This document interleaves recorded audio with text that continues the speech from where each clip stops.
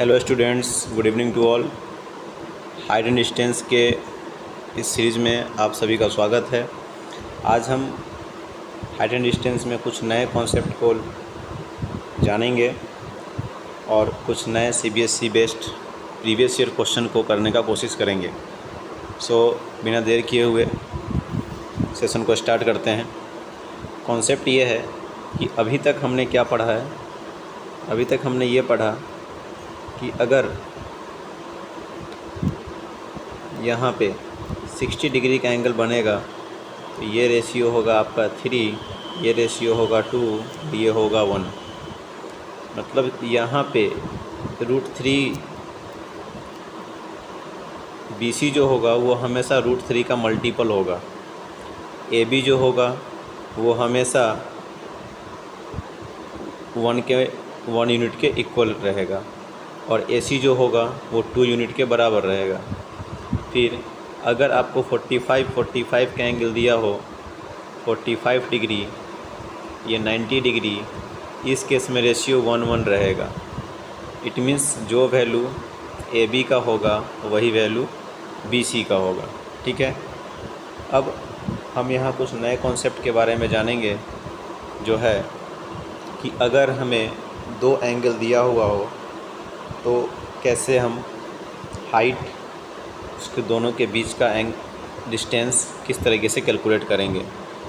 Let's suppose एक diagram लेते हैं। मान लीजिए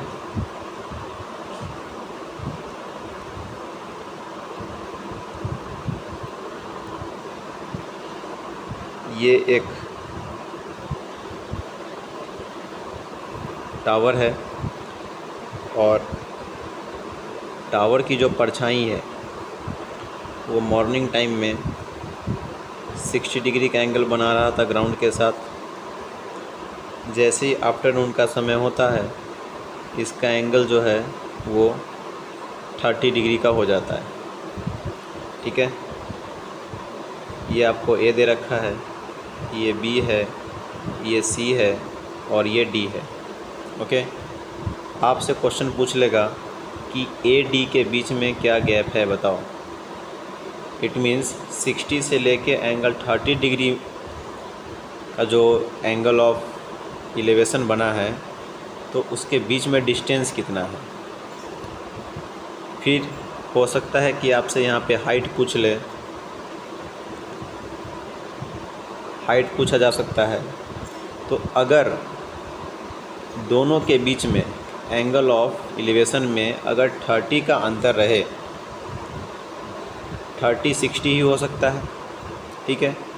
उस केस में हम सवाल को कैसे सोल्व करेंगे, तो हमारे पास में 2 तरीका है सोल्व करने का। पहला तरीका यह है, और अक्सर ऐसा क्वेश्चन पूछा जाता है।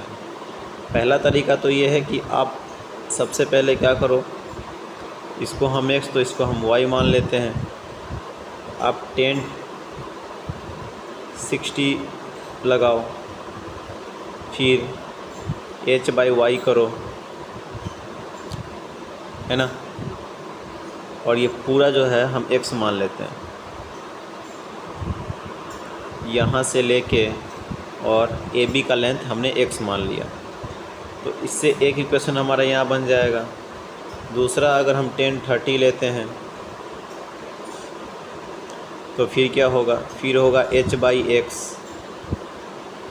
तो जब 10/60 लोगे तो हो जाएगा √3/h/y। इसको मान लो आप इक्वेशन फर्स्ट, और यहाँ पे हो जाएगा 1/√3 h/x।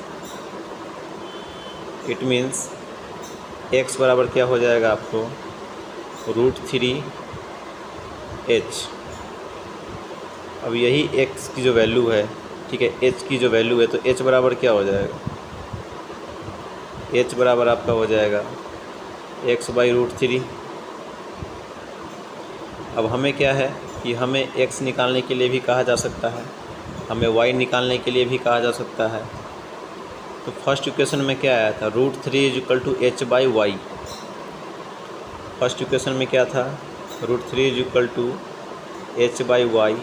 ये हमारा फर्स्ट इक्वेशन था। और दूसरा आया था इससे पहले क्या था, H is equal to X by root three,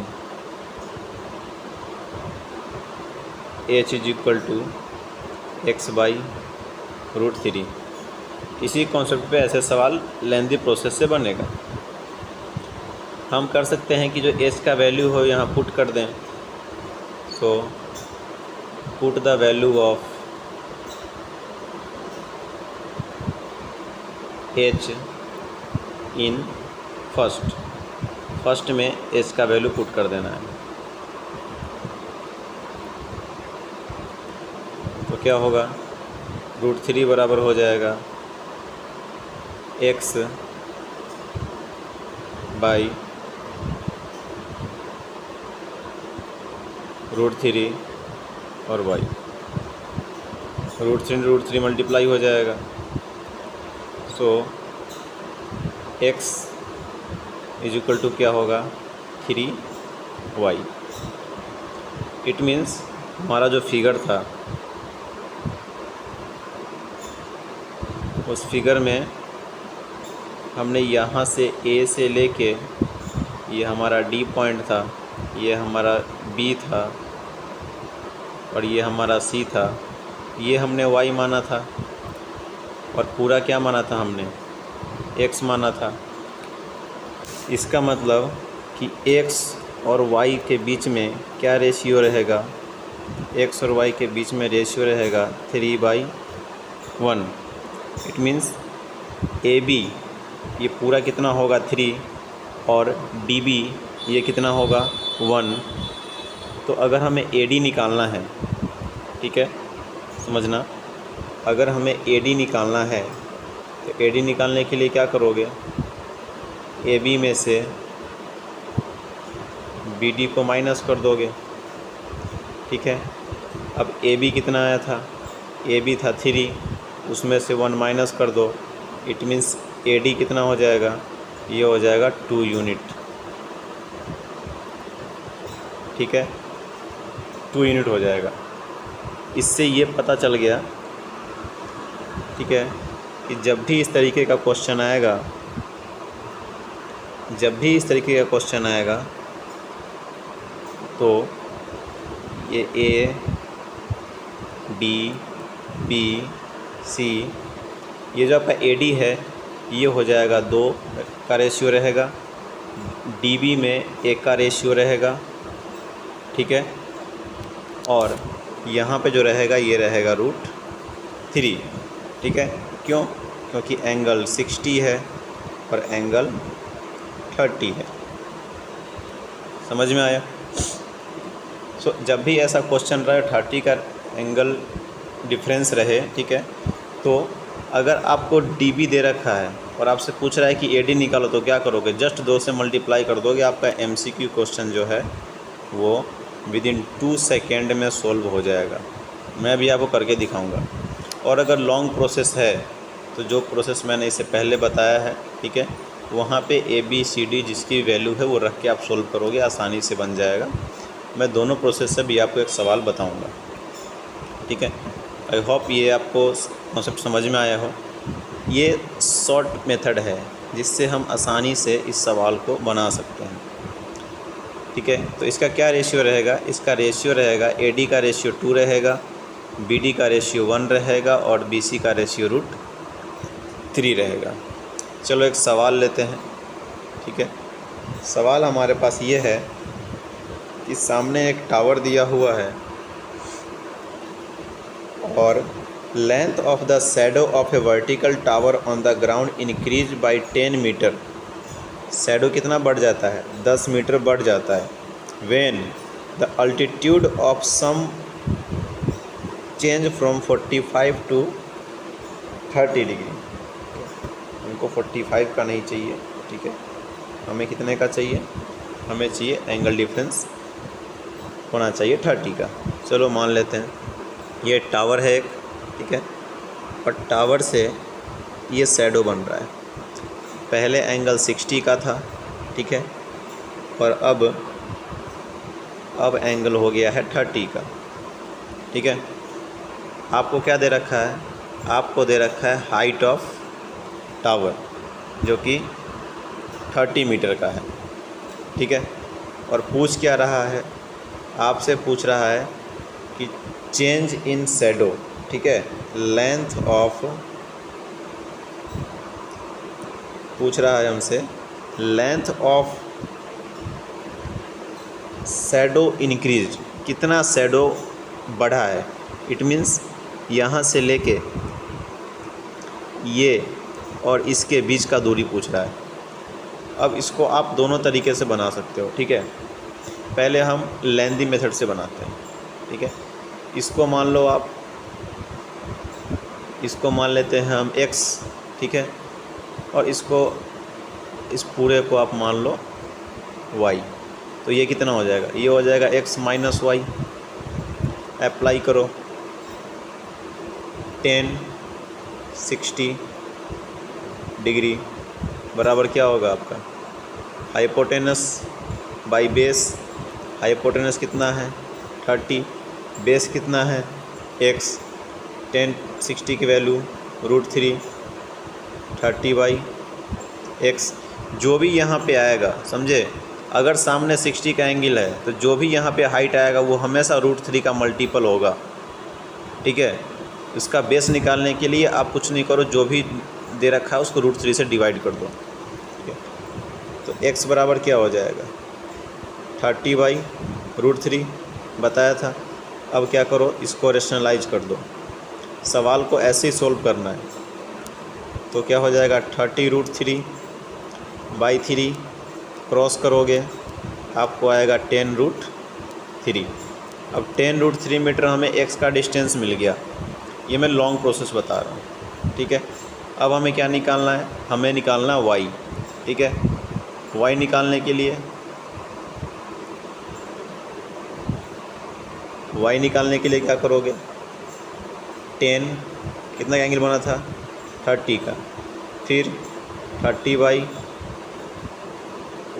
पूरा लेंथ हमने y लिया था, वैल्यू पुट करो 1/√3 = 30/y, क्रॉस मल्टीप्लाई हो जाएगा, y = 30√3 मीटर। अब हमसे क्या पूछ रहा है, सवाल के पीछे जाते हैं। हमसे क्या पूछ रहा है, हमसे पूछ रहा है x माइनस वाई, तो इसके शैडो कितना बढ़ेगा, तो 60 से 30 के बीच ही बढ़ेगा ना। और वो क्या था, x माइनस वाई था, तो x माइनस वाई निकालना है हमें। x हमको पता है, y भी हमको पता है, तो माइनस कर दो भाई। x माइनस वाई बराबर कितना हो जाएगा, x कितना था, सॉरी उल्टा हो जाएगा, ये y माइनस एक्स हो जाएगा, क्योंकि y टर्म हमने बड़ा लिया था ना। ठीक है, ये हो जाएगा आपका y माइनस एक्स। ठीक है, सो अगर हम y माइनस एक्स निकालते हैं, क्योंकि शैडो उतना ही बढ़ होगा, ठीक है, उतना ही एक्सटेंड होगा, y माइनस एक्स कर दो, आपको आ जाएगा 30√3 माइनस 10√3। √3 क्या कर सकते हैं, कॉमन ले लें, 30 में से 10 गया तो 20, और ये बच जाएगा आपका √3। मतलब y माइनस एक्स हमारा कितना हो जाएगा, 20√3 मीटर आ जाएगा। ये तो हुआ लॉन्ग प्रोसेस। इतना करोगे तो आपको मिलेगा पूरा का पूरा 3 मार्क्स। यहाँ पे ट्रायंगल मेंशन कर देना, in triangle this and in triangle this. अब इस सवाल को जो है हम लोग शॉर्ट में भी बना सकते थे। कैसे बनाते हैं, चलो यहाँ पर मैं आपको बना के बताता हूँ। ठीक है, इस सवाल को शॉर्ट में भी बना सकते थे।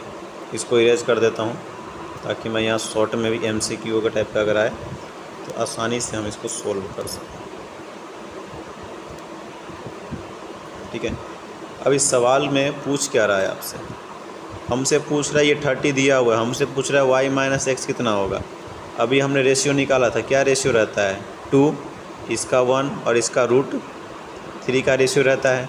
इट मीन्स 30 जो है वो 30 किसके बराबर है, √3 यूनिट के। ठीक है, तो 1 यूनिट बराबर कितना हो जाएगा 30/3, मतलब 10√3 आ जाएगा। अब 1 का वैल्यू आ गया तो 2 का निकाल लोगे, कुछ नहीं 2 से मल्टीप्लाई कर दो, 10√3 20√3 आ जाएगा मीटर। तो रूट यहाँ पे जो भी आएगा ना, ठीक है, वो 60 अगर एंगल दिया हुआ है यहाँ पे, तो √3 का मल्टीपल होगा। तो √3 यूनिट बराबर 30 है, हमने 1 यूनिट बराबर क्या होगा 30/√3, तो 10√3 आ जाएगा। रेशनलाइज करके काट दोगे तो ये 1 है, ये x जो है ये 1 यूनिट के बराबर होता है। 1 यूनिट का वैल्यू आ गया, निकालना कितने का है, बीच में कितना होता है 2 यूनिट, तो 2 यूनिट बराबर क्या होगा 20√3, 2 से मल्टीप्लाई कर दोगे। आई होप समझ में आया होगा। अब इसी क्वेश्चन को जो है ना आपको कर देगा रिवर्स, ठीक है, इसी टाइप में क्वेश्चन को ऐसे रिवर्स कर देगा। देखो मैं इसी में मैं आपको एक और तरीका बता रहा हूँ कि एक नया क्वेश्चन को ऐड कर सकता है। कैसे करेगा, आपसे क्वेश्चन कुछ इस तरीके से दे देगा कि मान लीजिए कि ये एक टावर है, ठीक है ना, और ये आपका बेस है। कोई पर्सन जो कि इस टावर के इस पॉइंट पे खड़ा है, ठीक है, तो यहाँ से एंगल ऑफ एलिवेशन 1 बन रहा है, ठीक है, और फिर इस टावर से के जो टॉप है वो टॉप से उसका एंगल ऑफ एलिवेशन कुछ और बन रहा है। आपसे कहेगा कि मान लो कि ये जो है वो 30 डिग्री है और ये पूरा जो है आपका, दूसरा कलर यूज कर लेते हैं, ये पूरा जो है आपका ये 60 डिग्री है, ठीक है, और ये आपको दे रखा है कि ये है हमारा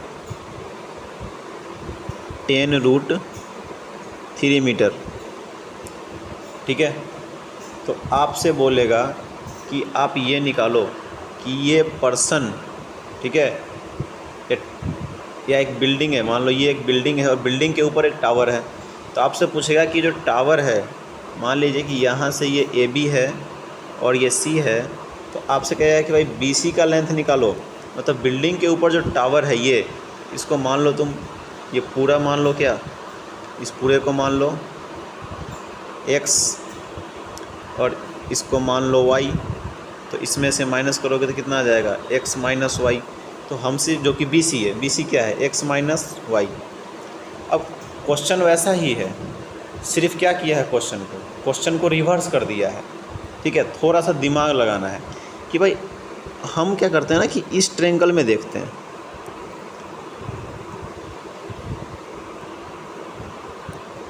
हम अगर इसमें देखो ये ABC है, इसको मान लो D।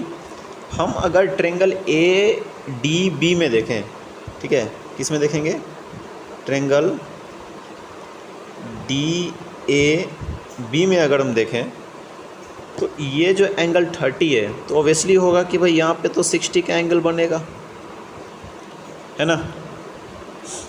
और जब ये, और दूसरा ट्रायंगल कौन सा है हमारा, दूसरा ट्रायंगल है DAC।